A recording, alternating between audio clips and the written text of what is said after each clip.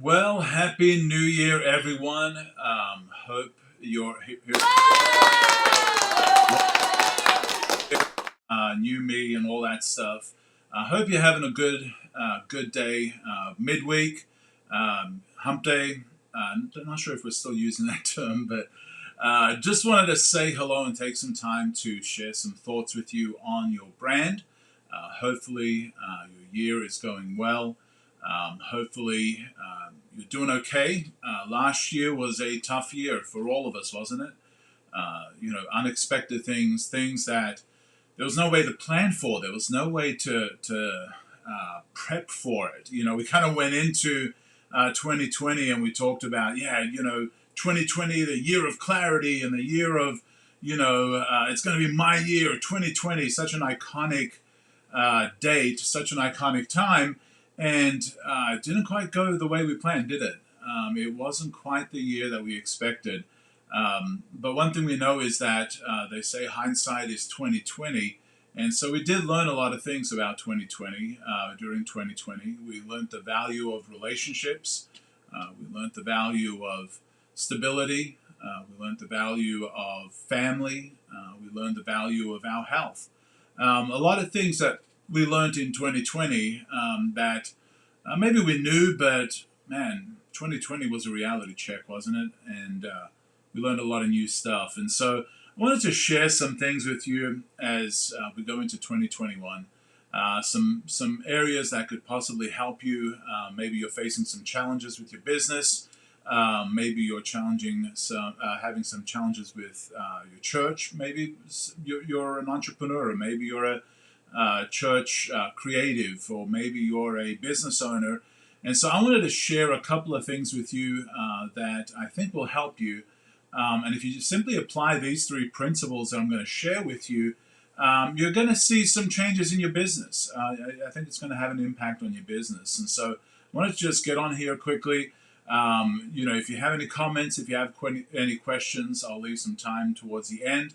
I am using Ecamm Live as my streaming service, and I like it. And so if this is working for you, give me a thumbs up. And if you post questions or comments, I'm able to see those, hopefully, if I look over at them, and give you some feedback and give you some ideas and thoughts on maybe where you are with your brand and maybe some of the challenges you're facing. And so, anyway, I wanted to share with you what I call brand CPR.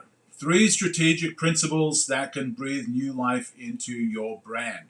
And so these are going to be 3 principles that after 25 years of doing this, for 25 years, my sole career, the thing that I've done most is branding and brand strategy. And, I kind of got to this place through realizing that I wasn't very creative. I wasn't as far as being an artist. I really am not that good at painting. I'm not that good at drawing. I can draw, but not that great.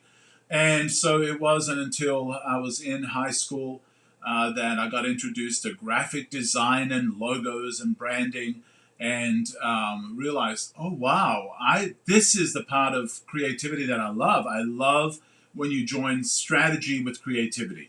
For me, just simply creativity alone and painting and stuff, I just couldn't grasp it. I could never get good enough at it. And so it wasn't until I discovered strategic creativity, I was like, man, my people, this is what I want to do. This is awesome. I want to be a graphic designer. And so I've been doing this for 25 years and absolutely love it. And there are some things that I've learned along the way that I think could help you out, that could encourage you, that can give you some clear direction on where to take your brand.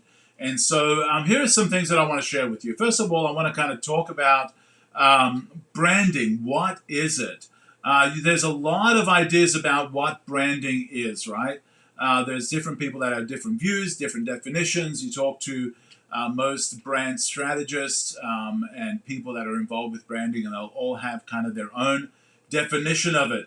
And so one of the definitions comes from Jeff Bezos, who said, your brand is what other people say about you when you're not in the room. Thing is, that is true. It's a very true statement. But that's not all that branding is. Branding is way more than that. Well, here's another definition.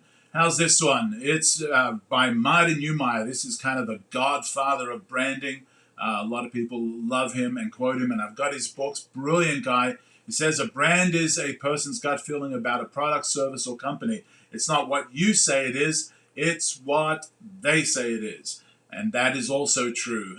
That is very much what branding is.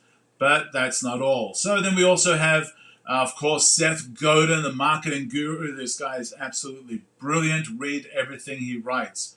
A brand is a set of expectations, memories, stories, and relationships that, taken together, account for a consumer's decision to choose one product or service over another. And that is also true. That is very true. But that's not all that branding is. And so I've kind of developed my own definition of branding.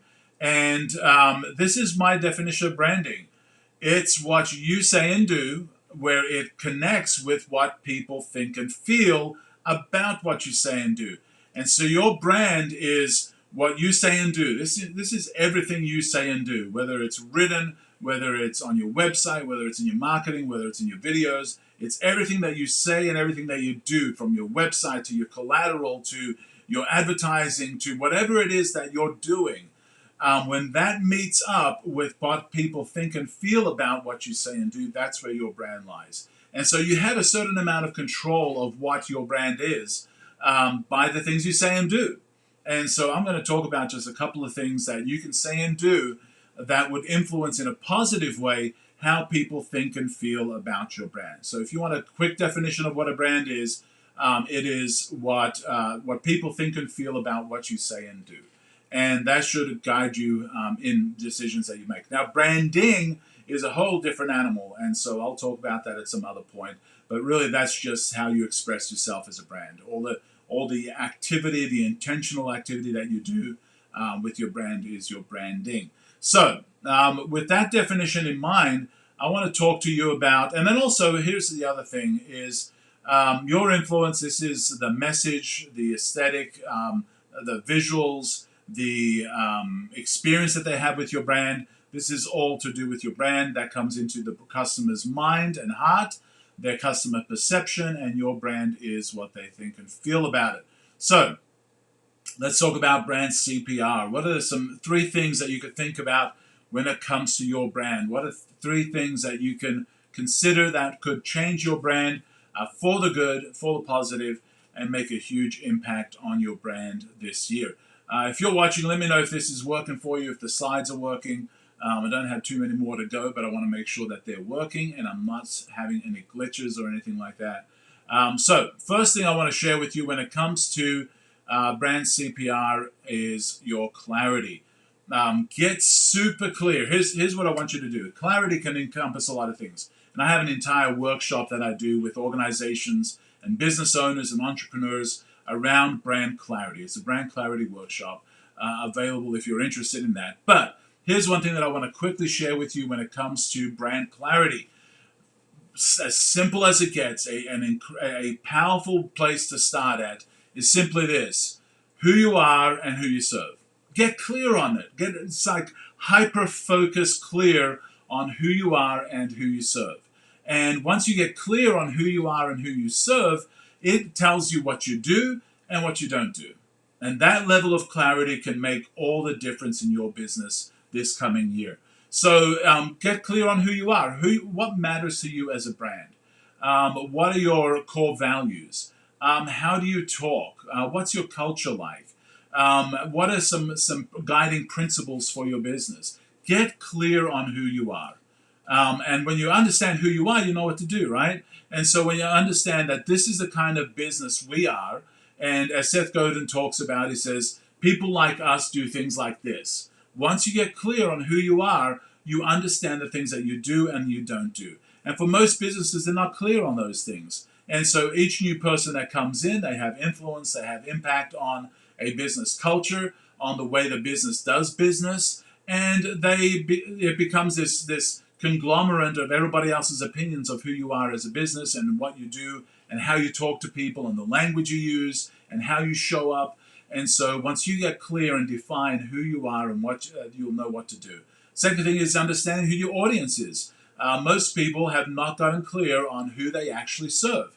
And so part of what I do in the brand clarity workshop is get super clear on who your client is. And once you have that defined, then you know what their needs are, you know what their aspirations are, you know where they want to go in their life, what they want to avoid in their life, once you have that kind of clarity. And so I can go deeper in that, but if you just simply get clear on who you are and who you serve and get that written down and get that clear, that's going to make a huge impact on your business. Okay, the next thing that I want you to get clear on is your brand promise. Do you know what? Make your promises big.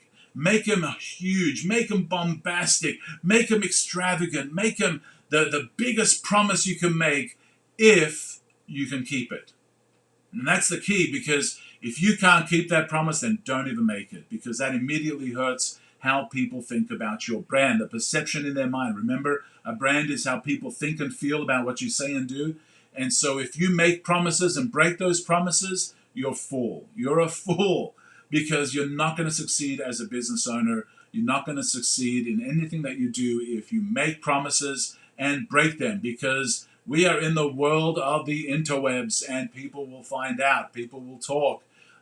People will let others know the experience they had with you, that you made a promise and you broke it. So whatever it takes, keep your promises. So if you're going to keep your promises, if you can guarantee somebody that you're going to 10x their income, make that promise. Let everybody know that you could do that, and then keep that promise. If you can promise them an experience like they've never had before by using your product or your service or your experience, whatever you're doing, then make sure you tell people about that promise that you make, and then keep it.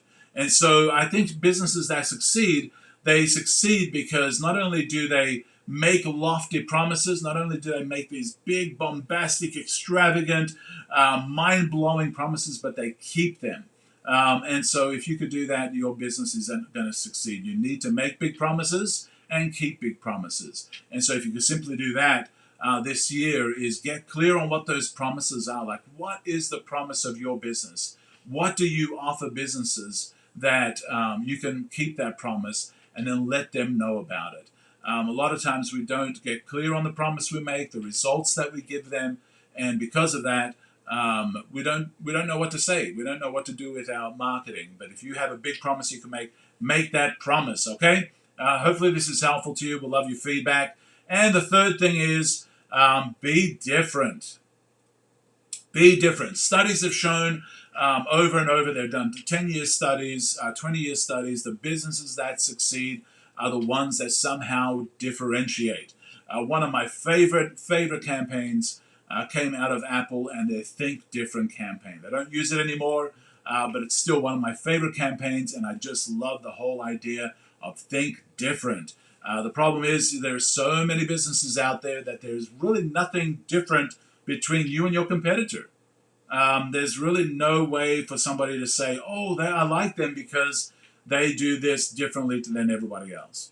And so if you can simply find that differentiation, if you can find how you are different from your competitor and put that out there, that's going to make all the difference. Because the truth is, it's not only good enough to be better, you have to be different. Because people will sometimes choose somebody that's different even if you're better, because they want a different experience. They want some uniqueness. They want novelty. And so if there's something different about you as a business, I encourage you to put that out there. What makes you different? You know, a while ago, Planet Hollywoods came out and Hard Rock Cafes, and they were simply glorified Applebee's. You know, they really weren't. Their food offering wasn't that brilliant and amazing, but they were very different. And so if you can offer a different experience and let people know what that difference is, it's going to make a huge difference in your business as well.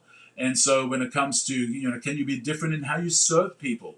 Can you be different price-wise? Can you be different in your experience? Can you be different in your promise? What are some ways that you can be different as a business? You know, there's a lot of fast food places out there, and I don't know what ones you're a fan of, but I'm a fan of Chick-fil-A, not because their chicken is just great, but because of their service. You know, you can go to a McDonald's or most fast food places, and you know, you get to the order your stuff while you're in your car, and it's like, rah, rah, rah, rah, rah, and people just kind of mumble stuff, and you can't even hear them properly, and they're not clear in what they're saying, and then you get to the window, and they essentially throw the food through your window, right? But you get to Chick-fil-A, and it's like, wow, that experience is amazing, and you say thank you, and they say my pleasure, and so they've said, you know what, here's how we're going to be different from all the other fast food places. We're going to give people an amazing experience, an amazing customer service experience. So, what makes you different than your competition? And if you haven't found a way to make yourself different, of course, I can help with that with a brand clarity workshop. But you need to find how are we different from our competition, and then put that out there. And if you're not different from your competition visually, strategically, your offering, your results, the promises you make, if you're not any different from your competition, you're going to struggle. And so one way to break out of that is to differentiate. And so hopefully that has helped you out. Hopefully you've learned some stuff. This is going on 16 minutes, so I am going to cut it out if there's no questions. I will just close this out, and then I'll pop back and see the replay questions that might pop up as well. Hope you guys have an amazing day. Hope you have an amazing year, and I am here to help you out, and I can help you with clarity. I can help you with coaching. As a brand mentor, I love doing that. I've been doing that for a long time, and I'll continue doing that until something else takes my purpose. But right now, I want to help you out. So anyway, have an amazing day and have an amazing Wednesday. Hope you've enjoyed this, and check me out at vapa.com and let me know if I can help you out with your brand strategy and your design. Have a great one.